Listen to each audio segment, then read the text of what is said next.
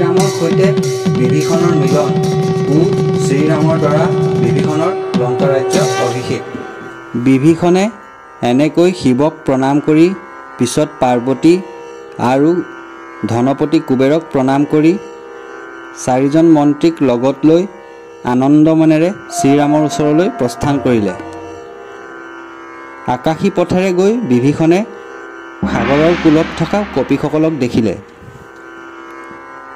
সম্ভ্ৰমেৰে বান্দৰ সৈন্যই তোলপাৰ কৰি সকলো থিয় হ'ল। মহাবলী পৰাক্ৰমী দেখি সকলোৱে সেয়াই ৰাৱণ বুলি ভাবি মাৰ মাৰ বুলি ক'বলৈ ধৰিলে। আকাশৰ পৰাই তেওঁ ক'বলৈ ধৰিলে, মই বিভীষণ ৰামৰ চৰণত শৰণ ল'লোঁ। বিভীষণৰ সংবাদ দূতে গৈ ৰজাক ক'লেগৈ। মন্ত্ৰীসকলে মন্ত্ৰণা কৰিবলৈ বহিলে। সুগ্ৰীৱে ক'লে, ই উচিত নহ'ব।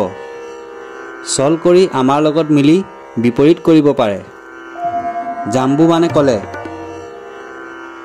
শত্ৰুক ওচৰলৈ অনা মোৰ মনে নধৰে। সেই সময়তে হনুমান আহি ক'লে, এই বিভীষণে মোক প্ৰাণদান দিছিল। ৰাম বিভীষণ যদি মিত্ৰতা হয়, বিভীষণৰ সাহায্যই ৰাৱণক বধিব পৰা যাব। শ্ৰীৰামে ক'লে, হে সুগ্ৰীৱ ভূপতি, তুমি শুনা, বিভীষণক বেলেগ বুলি নাভাবিবা, কাৰণ যি কাতৰ হৈ শৰণ ল'লে তেওঁক পালন নকৰিলে ইহপৰলোক ভ্ৰষ্ট হ'ব। শৰণাগতক নাৰাখিলে সৰ্বনাশ হ'ব। কপিসকলে ৰামৰ কথাত বিভীষণক অন্তৰীক্ষৰ পৰা আগবঢ়াই আনিলে। বিভীষণ আৰু সুগ্ৰীৱ ৰামৰ ওচৰলৈ গ'ল।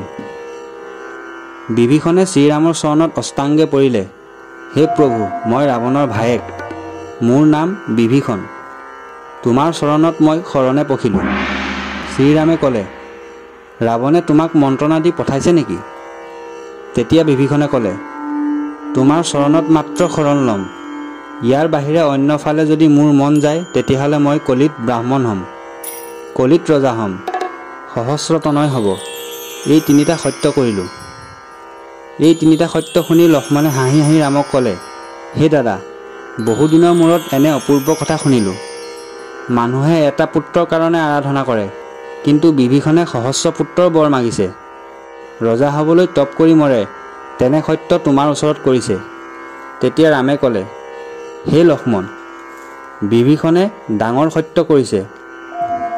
মই তেওঁৰ কথাত সন্তোষ পাইছোঁ। কলিৰ ব্ৰাহ্মণৰ কথা কওঁ শুনা। কাম, ক্ৰোধ, লোভ, মোহ আদি মহাপাপৰ কাৰণে বিপ্ৰই তাপ পাব। অধিক পুত্ৰৰ কাৰণে লোকে পাপত মজিব লাগিব। কলি যুগত ৰজাই প্ৰজাক পালন নকৰে, তাৰ কাৰণে ৰজাৰ অকালত মৃত্যু হ'ব। তোমালোকে বিভীষণক ৰজা কৰি মোৰ ওচৰত ৰাখা। সকলো সেনাপতিয়ে সাগৰৰ পানী আনাগৈ। বিভীষণক লংকাৰ ৰাজত্ব দিয়া। শ্ৰীৰামৰ আজ্ঞা যেন পাষাণৰ ৰেখা। সেই তাতেই বিভীষণক অভিষেক কৰিলে। শ্ৰীৰামৰ বচন কোনে লংঘিব পাৰে? বিভীষণ ৰজা হ'ল বুলি জগতত ঘোষণা কৰা হ'ল। স্বৰ্ণ লংকাপুৰীৰ ছত্ৰদণ্ড দিলে। মণ্ডোদৰীক ৰাণী কৰি অভিষেক কৰি দিলে।